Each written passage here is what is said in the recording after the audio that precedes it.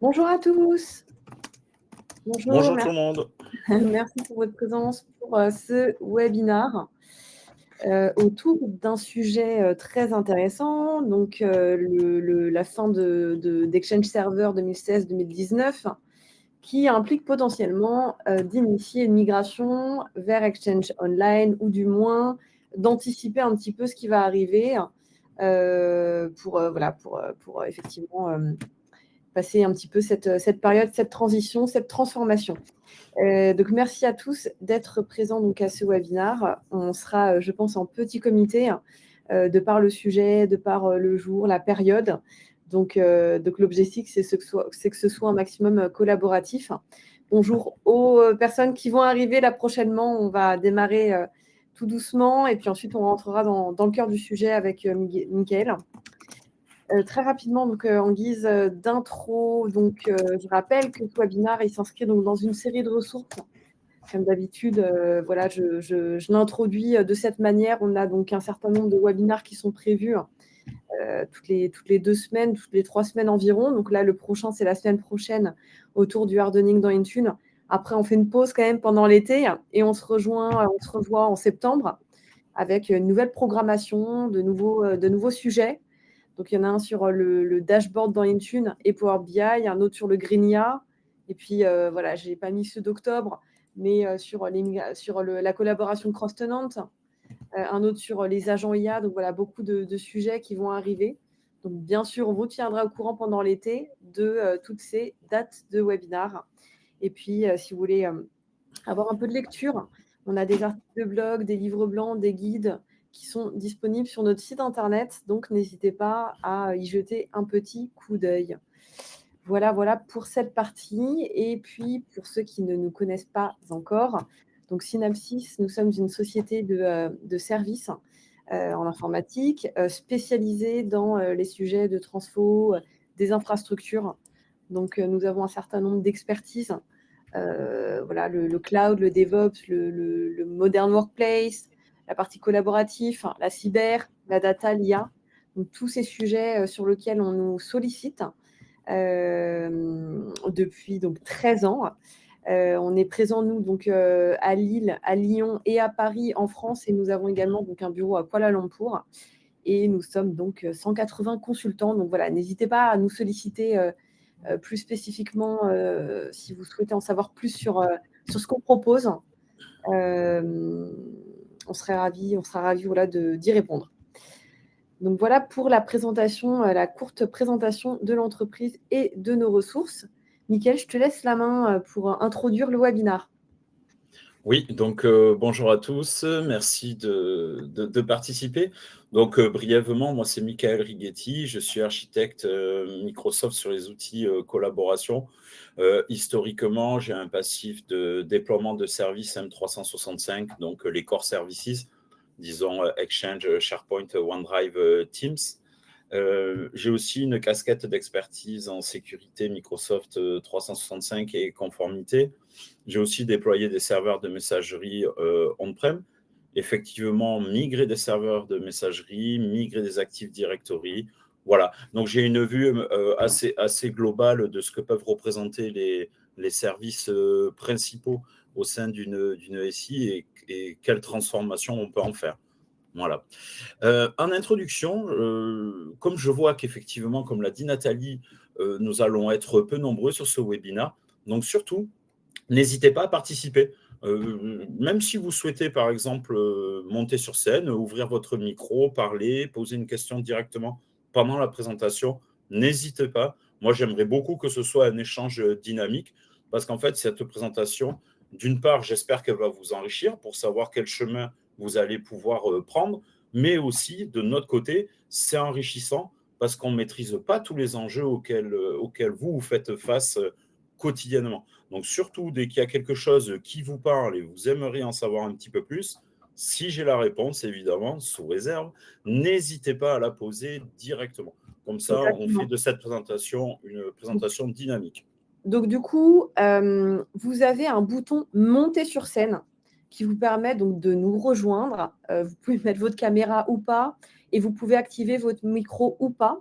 Donc, vous pouvez même le faire dès maintenant si vous le souhaitez. Comme ça, on n'est pas nombreux, hein, on est une petite dizaine, une quinzaine. Donc du coup, voilà, c'est vraiment l'occasion de poser vos questions en direct ou même commenter ou rajouter des éléments par rapport à la présentation. Donc voilà, montez sur scène, il n'y a pas de risque. Vous pouvez arriver donc sur scène et activer ou pas vos micros. En tout cas, voilà, on s'était dit avec Mickaël que c'était sympathique de se le tenter, de se le faire là en petit comité comme ça. Donc je vous invite à le faire même dès maintenant si vous voulez.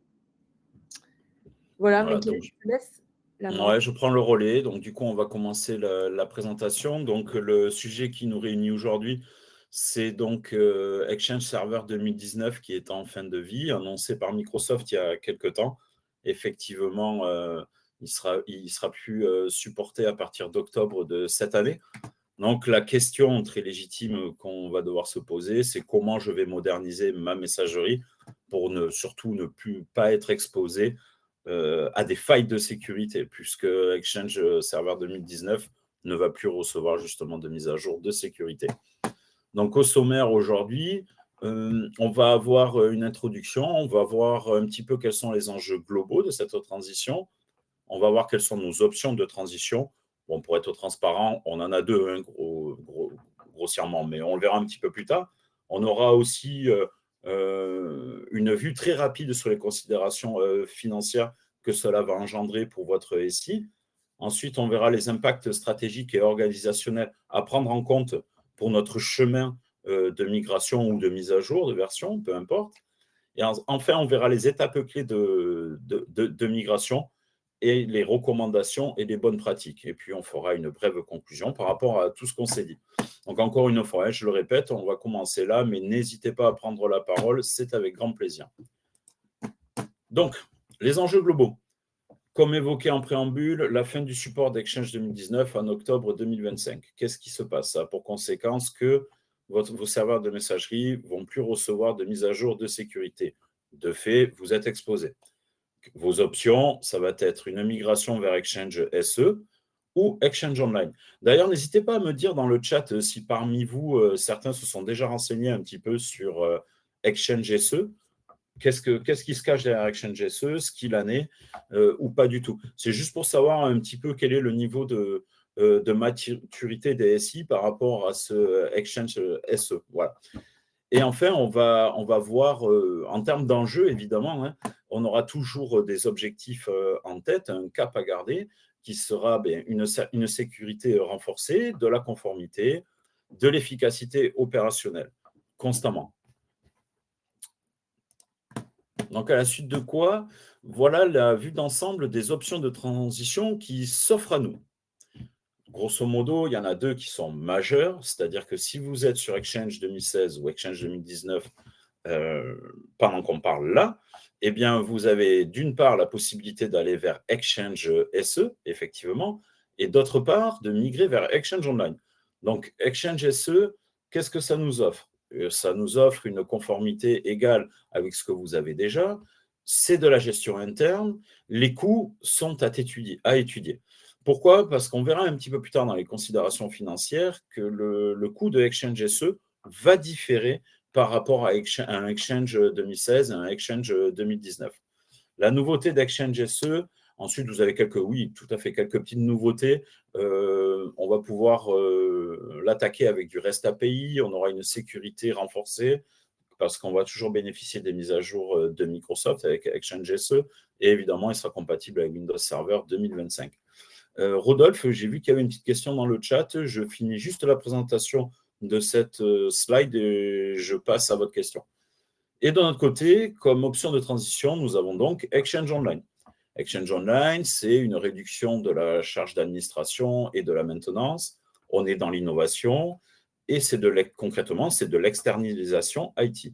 Les avantages d'Exchange Online, ça va être qu'on va bénéficier de la sécurité Microsoft toujours de la même manière en continu et qu'en plus, on va bénéficier des évolutions apportées par Microsoft fréquemment.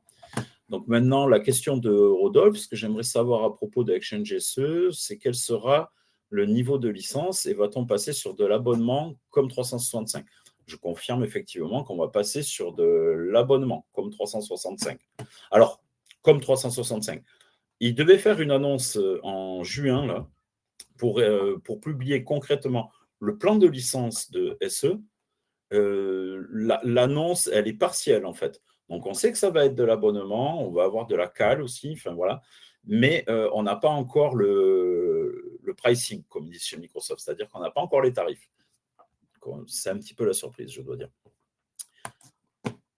Ensuite, là, je vous ai mis un petit tableau récapitulatif de Exchange SE comparé à Exchange Online selon quelques critères. Donc, à gauche, vous avez les critères comme l'hébergement, le coût, la maintenance, l'innovation, la sécurité. Donc, Exchange SE, on est sur un hébergement local, à mettre en opposition avec Exchange Online qui, lui, est du cloud. Le coût, pour répondre à la question de Rodolphe, on est sur un abonnement serveur plus des cales. Et concernant Exchange Online, on est sur un abonnement utilisateur. La maintenance, elle est interne pour Exchange SE, évidemment, tandis que pour Exchange Online, elle est externalisée. Les innovations, c'est 2 mises à jour par an annoncées par Microsoft pour Exchange SE, et Exchange Online, c'est de la mise à jour en continu, totalement transparente pour vous. La sécurité, elle est gérée en interne concernant Exchange SE. En revanche, Exchange Online, elle est gérée par Microsoft. Alors attention, elle est gérée par Microsoft, mais toujours est-il que selon votre niveau de licence dans le cloud, vous avez plus ou moins d'options pour renforcer votre sécurité. Et selon ces options que vous avez, vous allez malgré tout devoir déployer des services de sécurité pour votre flux de messagerie, par exemple. Vous savez, vous n'êtes pas sans savoir qu'Exchange Online vient avec son propre anti-spam.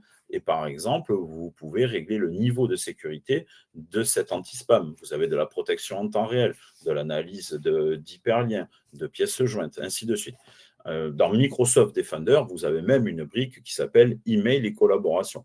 Et vous avez tout un tas d'options dedans qui vous permet effectivement de renforcer la sécurité de votre Exchange Online. Cependant, c'est mis à la disposition par Microsoft et selon votre niveau de licence. Voilà. Donc ensuite, les considérations financières. Donc, Exchange SE, on est sur un abonnement. On a toujours le coût d'infrastructure et de maintenance à prendre en considération. Exchange Online, on est sur de l'OPEX. On est sur de la réduction des coûts et de l'innovation en continu. Voilà. Les impacts stratégiques et organisationnels. Du coup, là, il va falloir être dans l'alignement d'une stratégie cloud ou contrôle des données. C'est un petit peu un enjeu majeur. C'est une question que l'on se pose lorsqu'on opère une transition. Est-ce qu'on on va vers une stratégie cloud ou un contrôle des données? Mais souvent, ça s'inscrit de toute façon dans la politique globale de la société concernant son SI. Est-ce que la société a tendance, ou l'organisation a tendance à aller vers le cloud, ou alors a tendance à vouloir garder du contrôle sur ces données et reste on-prem? C'est aussi parfois, selon le secteur d'activité, lié plutôt à du légal. Ça peut arriver. Parfois, je prends un exemple, dans le bancaire, par exemple, on ne peut pas tout externaliser et effectivement, les autorités imposent de conserver certaines données sur le on-prem. Dans le monde de la santé aussi, d'ailleurs, ça peut arriver. Je vous donne un exemple.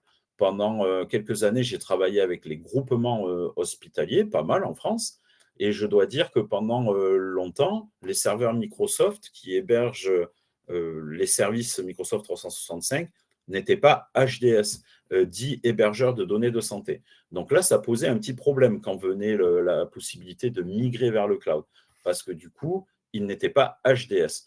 Cependant, ils sont devenus HDS il y a maintenant 5-6 ans de mémoire à peu près. Donc, les groupements hospitaliers pouvaient, de manière officielle, opérer une transition vers le cloud pour certaines de leurs données. Voilà. Ensuite, les impacts techniques sont à prendre en compte pour votre stratégie. Les impacts techniques, on va parler des protocoles que proposent les différentes solutions, les compatibilités avec certains applicatifs, d'autant plus si, par exemple, il y a un petit peu de développement qui a été fait et que, du coup, votre serveur de messagerie, reçoit des requêtes via certains protocoles, et bien, il faut s'assurer qu'on est toujours compatible. Voilà.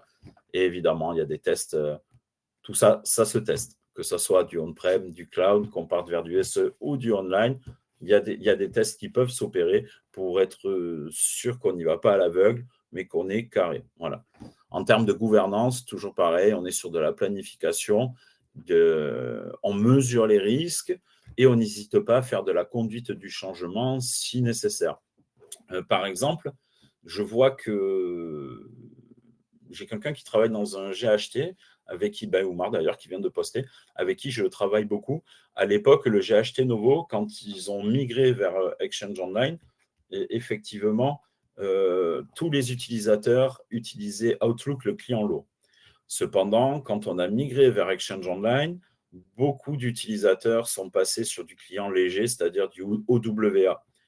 Et quand on passe d'un client lourd Outlook vers un OWA, ça peut paraître insignifiant, mais en réalité, il y a besoin d'avoir de la conduite de changement pour bon nombre de personnes, en fait, parce que ce n'est pas anodin comme changement. On ne se connecte plus de la même manière à sa messagerie. On n'a pas nécessairement les mêmes options. Là, je dois dire malgré tout que depuis quelques mois, voire 1 ou 2 ans, les options que nous fournit OWA vont être assez similaires à celles que nous fournit le client lourd Outlook. Bon, soit. Mais ça n'empêche que ça change les habitudes du quotidien pour un travailleur. Donc, potentiellement, on a besoin de conduite du changement. Je vais lire ton commentaire, Oumar. C'est le cas dans le monde de la santé. Nous sommes effectivement soumis aux réglementations de l'ANSSI par extension sur les RGPD de l'Union européenne. Oui, tout à fait. Ouais, effectivement, merci pour ta remarque, Oumar. Ça rejoint ce que je disais précédemment. Ouais, exactement. Donc ensuite, une fois qu'on a fait notre choix, ou pour aider à la décision, on a des étapes clés de migration. Exchange SE, il va falloir qu'on soit sur la version, pour aller vers Exchange SE, il va falloir qu'on soit à minima sur la version, la CU15 de Exchange 2019. Voilà.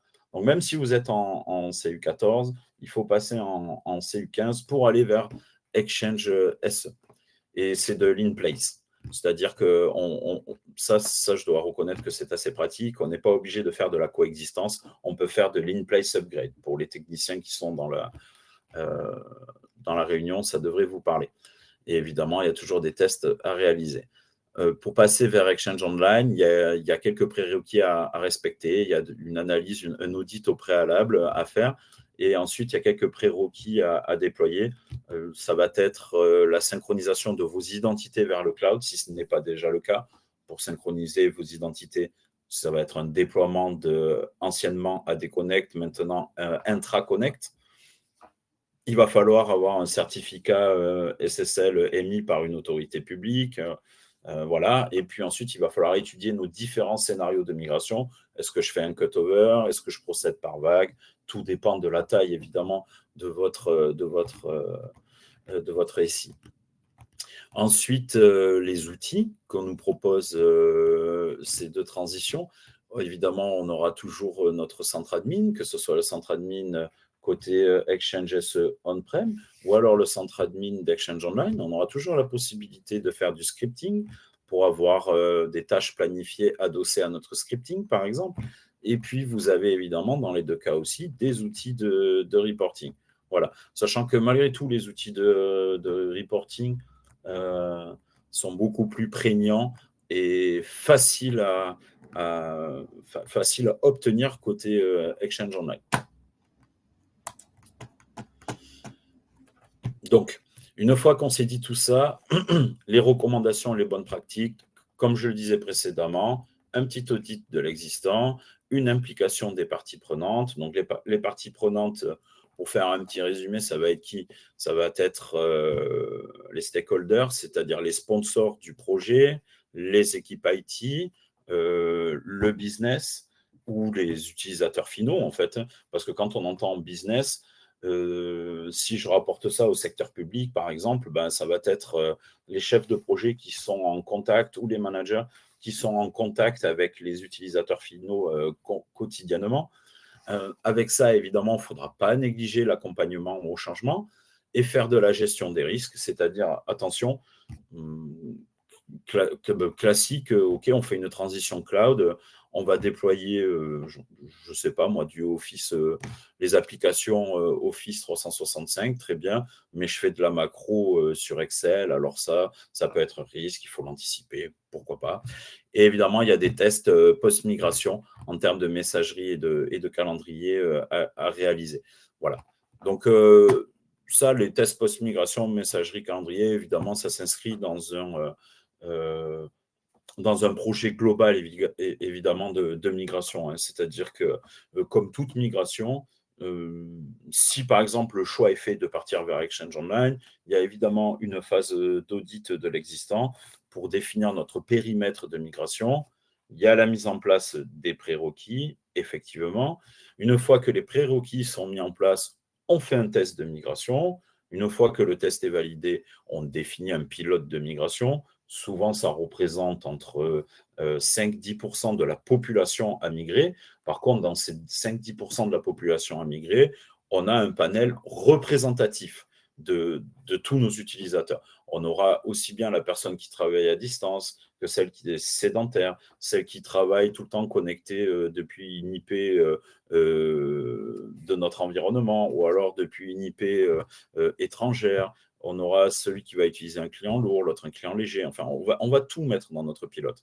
Une fois que le pilote est validé, alors à ce moment-là, on fait des petits ajustements si besoin. Et une fois que les ajustements sont faits, on passe à la phase d'industrialisation de la migration.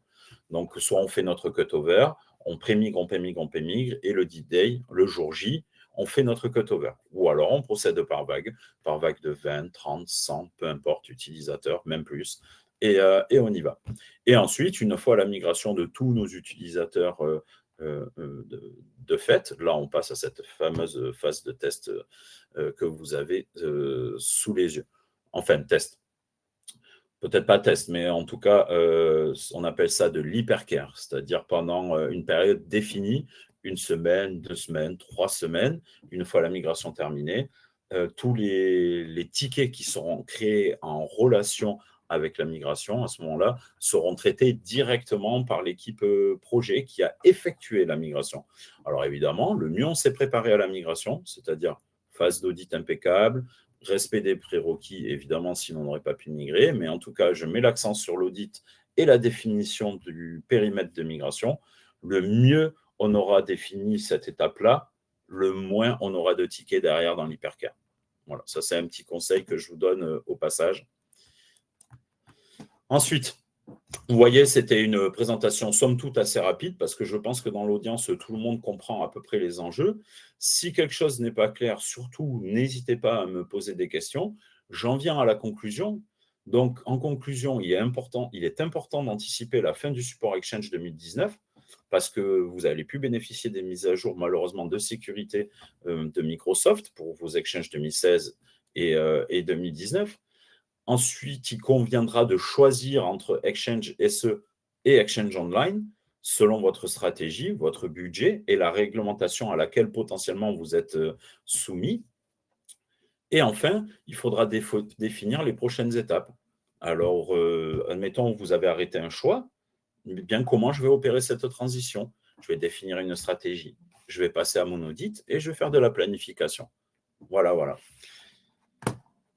D'ailleurs, dans la conclusion, là, dans l'encadré numéro 2, choisir entre Exchange SE et Exchange Online. Évidemment, moi, je suis spécialiste Microsoft, donc vous voyez que des technologies Microsoft là, mais vous pouvez tout imaginer, il n'y a aucun souci. Simplement, je préfère vous parler de ce que je connais, bien que j'ai migré pas mal de serveurs de messagerie d'autres fournisseurs. Comme Lotus, Mdemon, Groupwise, voilà. Mais quoi qu'il en soit, évidemment, Exchange SE ou Exchange Online paraît être la suite logique quand on est déjà dans un environnement Microsoft.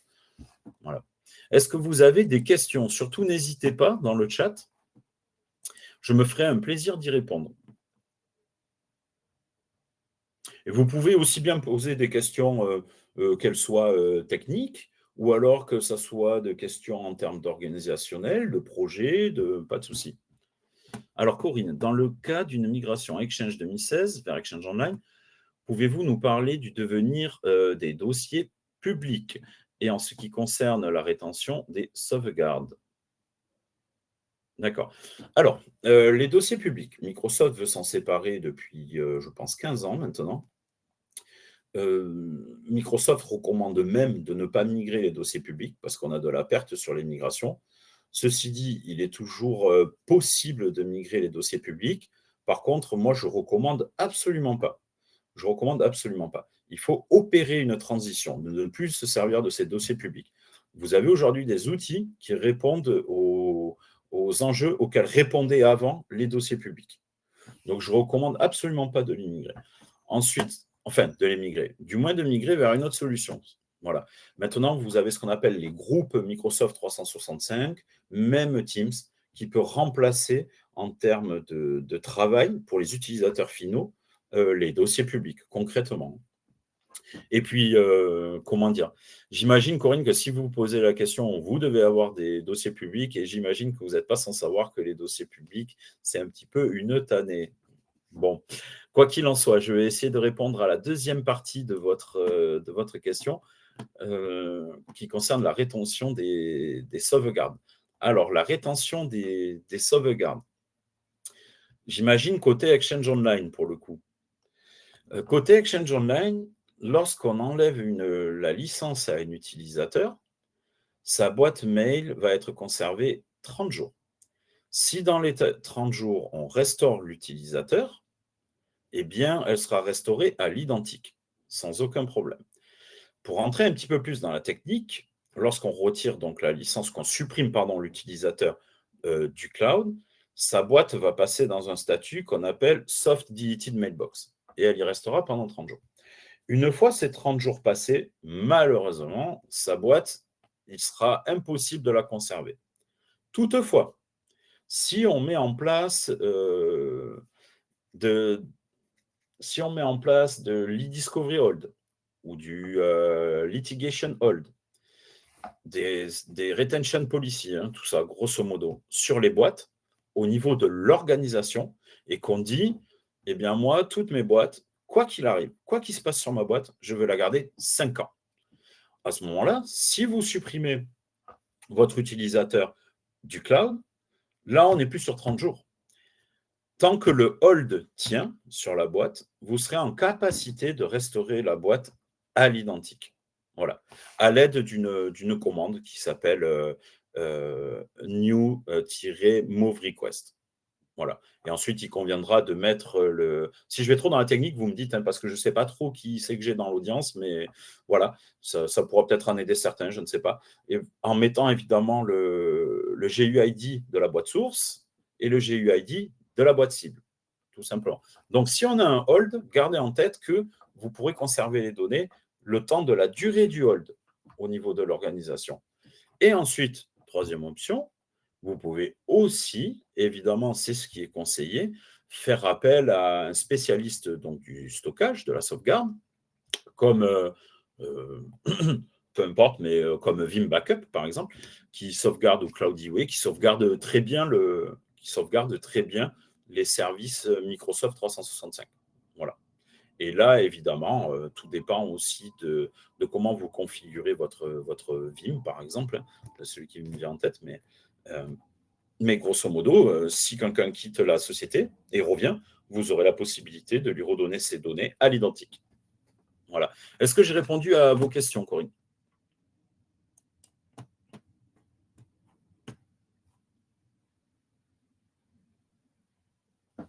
Ok, avec plaisir. Rodolphe, nous attendions la version 2025 on-prem, mais qui n'est finalement pas prévue et sera cette upgrade Exchange 2019. Oui, tout à fait. Nous souhaitions rester sur du on-prem, question d'amortissement des coûts. Est-ce qu'il y aura une réelle différence de coût entre un Exchange SE et un Exchange Online finalement ? Même si les tarifs... Alors là, on va être dans la présomption, Rodolphe, parce que les tarifs ne sont pas encore officiels. Mais quoi qu'il en soit, avec les tarifs que j'ai vus passer, j'avais fait une petite simulation pour un environnement de 1000 boîtes utilisateurs, sans parler des boîtes partagées, mais celles-là, elles vont rester gratuites, donc c'est OK. Mais grosso modo, la simulation, en conclusion, c'était que Exchange SE allait être 2,5 fois plus cher que Exchange Online, en fait. Voilà. Et après, c'était sous réserve des augmentations qui, pour le coup, sont dans les mains de Microsoft, de Exchange Online, mais ça pourrait être le cas aussi pour Exchange SE. Donc, voilà. Ah, Patrice, est-ce que je suis passé à côté de votre question? Laissez-moi remonter. Ah oui, tout à fait. Autant pour moi. Donc, je vais prendre la question de Patrice. Bonjour, pour le cas où on est en échange hybride, Exchange Online plus Exchange, oui. Est-ce qu'il existe avec Exchange comme cela existe autrefois une formule gratuite utilisable unique en mode dédié à partir de l'administration Exchange? Oui. Alors là, je vous confirme, Patrice, vous aurez toujours la possibilité de conserver un Exchange SE gratuit. Ce que ça va impliquer, ça va être de rejouer le HCW, c'est-à-dire le Hybrid Configuration Wizard. Et en fait, quand vous rejouez le Hybrid Configuration Wizard, à un moment donné, vous avez une petite option qui vous dit est-ce que vous souhaitez avoir une clé de licence gratuite? Il faudra évidemment dire oui. Ils vous donneront une clé de licence que vous irez mettre sur votre Exchange SE. Voilà. Ça, c'est officiel, ce que je vous dis. Et donc, du coup, de fait, vous pourrez garder votre Exchange SE gratuitement. Mais par contre, il ne faudra pas que vous ayez de mailbox dessus. Donc, comme vous le dites, ça sera à titre de relais SMTP. Et puis, évidemment, vous pourrez continuer à administrer vos attributs Exchange comme vous en aviez l'habitude. Pas de souci. Gauthier. Légèrement surgé, mais étant en configuration hybride, est-il possible de supprimer ce fameux dernier Exchange Server si on migre un Exchange Online? Alors, on a toujours les fonctions de relais possibles. Ah ben, Gauthier, du coup, je pense qu'en répondant à Patrice, j'ai en partie répondu à votre question. Alors, il faut savoir que Microsoft ne préconise pas de se départir d'un serveur Exchange. Si on a une infra avec, j'en sais rien moi, 5, 6 serveurs Exchange, ou même avec un seul, il vous conseille toujours d'en garder un, en fait. Donc, ça a quelques avantages, ça permet de ne pas migrer ses relais SMTP, et surtout, ça permet de continuer d'administrer les attributs Exchange de la même manière. Parce qu'en fait, si on décommissionne totalement notre hybridation, on va se retrouver face à une problématique qui va être l'administration donc, de ces attributs Exchange, comme par exemple le MS Exchange Hide from Address List, pour masquer quelqu'un de la gale, hein, par exemple. Eh bien, déjà, le process est lourd. Il n'est vraiment pas évident. Alors qu'on pourrait croire que c'est simple, mais ça ne l'est pas du tout de décommissionner entièrement une hybridation. Mais soit, ce n'est pas parce que c'est lourd qu'il ne faut pas le faire, au contraire, hein, il n'y a pas de problème, il suffit juste de le faire correctement. Et puis, il faudra malgré tout conserver les outils d'administration Exchange. Et en fait, on ne pourra pas conserver ce que l'on a déjà installé. Il faudra minutieusement décommissionner tout notre hybride et réinstaller des nouveaux outils d'administration Exchange. Voilà. Alors, dit comme ça peut paraître simple. Mais pour l'avoir déjà fait, je vous assure que décommissionner un hybride, ce n'est pas aussi simple que ça. Je ne sais pas si vous êtes déjà un petit peu renseigné, Gauthier, sur le sujet, mais voilà. Rodolphe, quand vous dites, même en simulation hypothétique, Exchange SE 2,5 fois plus cher qu'un Exchange Online, et à l'année, je précise, Rodolphe, le calcul avait été fait. Ah oui, vous le dites juste après, annuellement. Sur un amortissement de 7 ans, par exemple, achat serveur plus 600, c'est abonnement S. Je ne sais pas si je suis clair. Si, vous êtes très, très clair. Nous, avec un collègue, on n'a pas poussé effectivement sur un amortissement jusqu'à 7 ans, 10 ans. Mais en fait, quand on a vu le prix à l'année, on s'est dit, bon, peut-être pas. Enfin, ça nous paraissait déjà suffisamment cher en fait pour comprendre que le cloud, même sur 5, 7, 10 ans, serait moins cher. Mais bon, peut-être que c'était un petit peu présomptueux de notre part, mais ça restera un calcul à faire. Et attention, parce qu'on a fait ça avec les chiffres qu'un MVP de Microsoft a posté sur un blog, mais ce n'était même pas officiel. Donc, à prendre avec des pincettes. Reza, que font les grosses entreprises qui ont des contraintes de ne pas pouvoir aller dans le cloud public à cause du Cloud Act et du Patriot Act? Eh bien, du coup, elles restent on-prem, Reza, ces entreprises-là, pour le coup. Elles restent on-prem. Et c'est d'ailleurs pour ça que Microsoft publie malgré tout encore une version de Exchange on-prem. Donc voilà.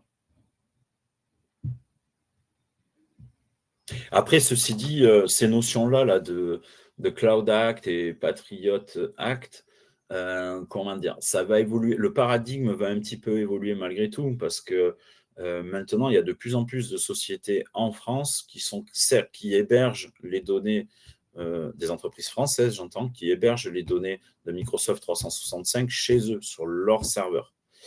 Donc là, c'est quelque chose qui va encore évoluer. Parce que du coup, bien que la technologie soit Microsoft, la propriété de la donnée, enfin la propriété transférée de la donnée, sera transférée à une société française. Donc, d'ailleurs, si vous voulez préciser, Reza, est-ce que vous avez un exemple de société ou peut-être êtes-vous concerné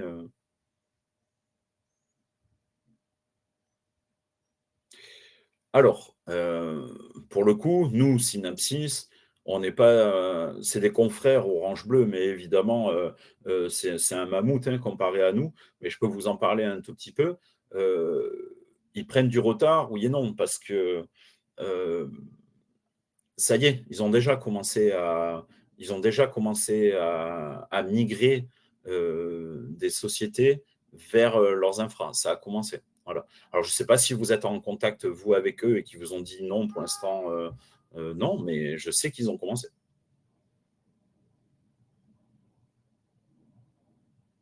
Voilà. Après, si vous êtes dans le juridique et que effectivement c'est une grosse question pour vous, sachez que malgré tout, vous avez toujours la possibilité de rester on-prem. Alors aujourd'hui, si vous êtes connecté à cette réunion, j'imagine que vous devez avoir du Exchange 2016 ou du 2019, Reza. Confirme-moi peut-être dans le chat.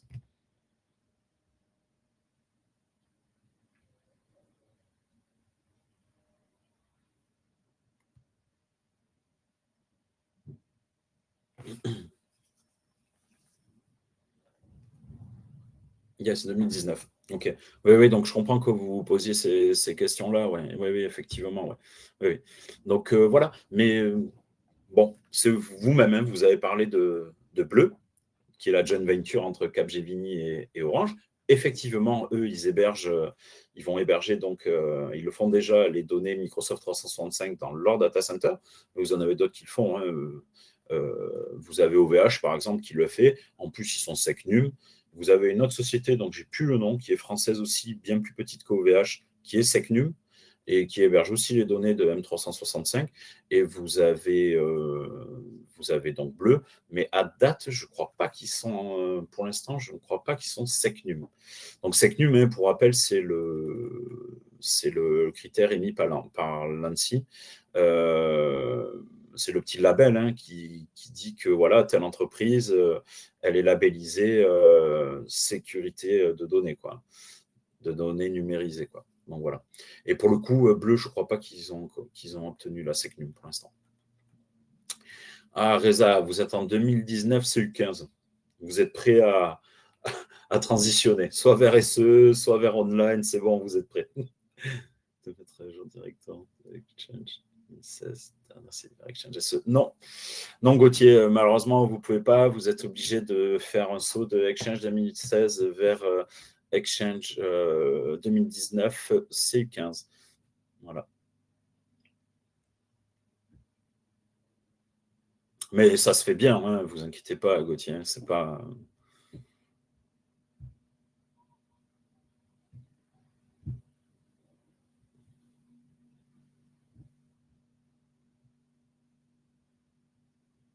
Ah, de rien, avec plaisir, Gauthier.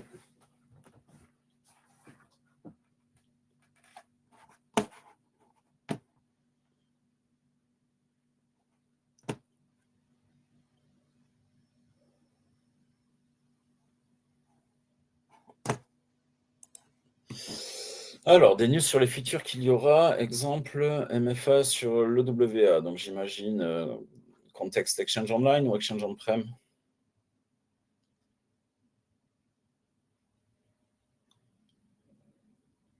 On-Prem. OK. Des news sur les features qu'il y aura. Exemple, MFA sur l'EWA, Exchange On-Prem. On peut imaginer pas mal de choses. Là, je ne connais pas votre contexte. Est-ce que vous avez une solution comme Okta, on-prem? Qu'est-ce que vous utilisez? C'est quoi votre fournisseur de MFA? Est-ce que vous avez de la DFS? Voilà. Il faudrait m'en dire un petit peu plus. Ah, sans passer par une appli tierce? Non, du coup, pas à ma connaissance. Non. Sans passer par une. Enfin, parce que du coup, j'imagine que vous voudriez bénéficier du MFA que peut offrir Microsoft 365, enfin, du moins Azure AD avec l'accès conditionnel, sur votre OWA on-prem. C'est ça l'idée ou c'est autre chose? N'hésitez pas à me dire que je ne parte pas dans des réflexions qui ne sont pas dans le bon sens.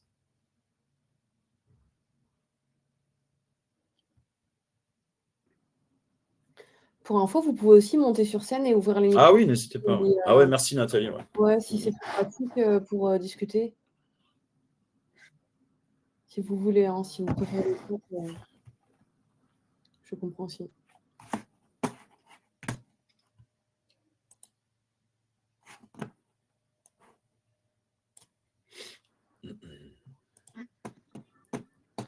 Bonjour Reza. Bonjour, vous m'entendez?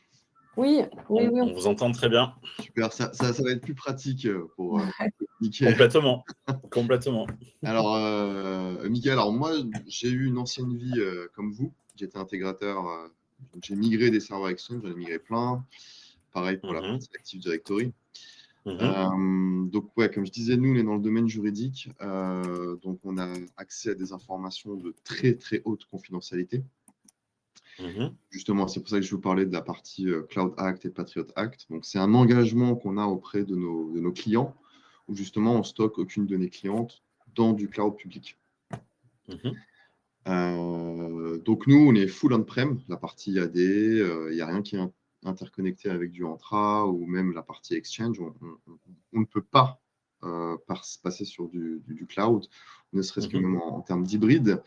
Mais c'est vrai qu'aujourd'hui, sur la partie Exchange on-prem, ce qu'il manque sur la partie sécu, l'accès à la messagerie, c'est la partie MFA. Donc, ouais, effectivement, avec un ADFS, on peut potentiellement bidouiller quelque chose pour qu'on ait cette partie MFA.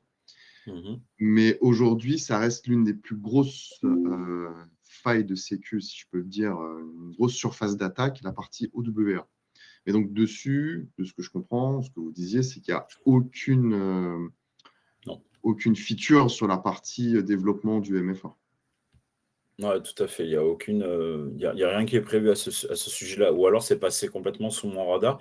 J'essaie de me tenir le plus à jour possible, mais franchement, je n'ai pas vu passer une telle information. Parce que moi, alors, pour le coup, j'ai traîné sur beaucoup de forums, notamment sur Reddit, où ils parlent justement de cette migration. Donc, soi-disant, normalement, on passe sur Exchange SE CU1. On commence à partir d'une CU1. Alors, il n'y a plus de CU pour Exchange SE. C'est plus. Enfin. J'ai lu l'inverse. Okay. C'est du naming. On est dans le naming. Mais en gros, Microsoft abandonne l'idée de CU, en fait, quoi, grosso modo. C'est-à-dire qu'ils vont mettre bisannuellement à jour les exchanges, quoi. Disons, ils vont proposer des. Oui, voilà. Mais ok, donc voilà, bon, pas de news par rapport à ça. Non, désolé. Par contre, c'est vrai que oui, si vous avez l'opportunité de faire héberger vos données en utilisant, disons, les services de cloud public, mais avec des données hébergées à minima par une société estampillée Secnum, là, pour le coup, peut-être que en termes de légalité, vous seriez dans les clous. Je ne peux pas répondre à votre place, mais c'est peut-être une option pour vous. D'accord. Notamment l'offre d'Orange, mais Orange Bleu, j'en parlais par chat, mais ça a pris beaucoup de retard pour en avoir parlé avec notre commercial chez Orange qui nous dit voilà, pour le moment, c'est très, très, très, très ciblé. Ah, d'accord, ok. Donc, vous voulez dire qu'ils procèdent, disons, par vague. Ils ont déjà un pool d'entreprises sur lesquelles ils vont travailler et ensuite, ils vont ouvrir, disons, un plus large panel, c'est ça? C'est que pour le moment, c'est des entreprises. On a eu l'intervention lors d'une présentation avec alors, ça date d'il y a 1 an et demi. C'était avec une entreprise du BTP, une énorme entreprises du BTP. Mhm. Et pour le moment, ils visent, je fais exprès de dire énorme, en exagérant, ils visent énormément les grosses entreprises. Mhm. Donc les petits marchés, 500, moins de 1000 utilisateurs, voilà, c'est pas prévu pour tout de suite. Voilà, mais là pour le coup, attends, vous n'avez pas que Bleu hein, non plus, comme je vous ai dit tout à l'heure. Il n'y a pas que Bleu. Vous avez des sociétés, j'allais dire plus modestes, quoique OVH maintenant c'est un poids lourd. Oui, mais qui hébergent. Qui héberge et qui en plus est SecNum OVH. Par exemple, là, c'était, moi, quand j'avais assisté à la présentation, c'était sur la partie Exchange plus Teams, qui était hébergé en France. Mhm. Je n'avais pas l'info que OVH. D'accord. Si, ouais. Pouvez Et c'est même pas très connu, mais je sais pas, avec une petite recherche, je pourrais potentiellement. Vous avez 2 autres sociétés françaises, mais qui, elles, pour le coup, en termes de taille, c'est incomparable comparé à Bleu, à ce que va devenir Bleu et ce qui est déjà OVH. Mais vous avez 2 sociétés françaises qui le font et qui sont aussi SecNum, estampillées par l'ANSSI. Donc, voilà. Et qui existent depuis un bon petit moment hein, maintenant. Donc, si vous voulez, après la réunion, je ferai une petite recherche et je vous enverrai, si ça vous intéresse, quelles sont les 2 autres sociétés françaises qui répondent aussi à ces critères-là. Même si je suis sûr que vous, raisant 2-3 petites recherches, vous pouvez le trouver aussi. Super, c'est gentil de votre part. Hein. Merci Avec grand plaisir. pour la présentation et pour cet échange. Merci Reza. C'est gentil d'être monté aussi, ça fait plaisir. Merci beaucoup. Est-ce qu'il y a d'autres questions? Sinon, je pense qu'on peut mettre fin au webinaire. Est-ce qu'il y a d'autres questions dans le chat? J'en ai pas l'impression. Ok. Après, je me permets de rajouter, malgré tout, effectivement, la présentation, on l'a fait parce que, d'une part, moi, ça me fait super plaisir de parler de sujets que j'aime, avec lesquels je travaille au quotidien. Ça, c'est certain. Mais aussi, d'un autre côté, s'il y a besoin de vous aider, vous avez un projet, vous ne savez pas par où commencer, vous ne savez pas à quelle société vous adresser, n'hésitez absolument pas à nous contacter. Nous, on se fera vraiment un plaisir de vous répondre, hein, vraiment. Voilà. Merci. Merci à tous. Merci. Bonne journée. Merci beaucoup. Merci tout le monde. Je vous souhaite une bonne journée. Bonne journée à tous. Au revoir. Au revoir.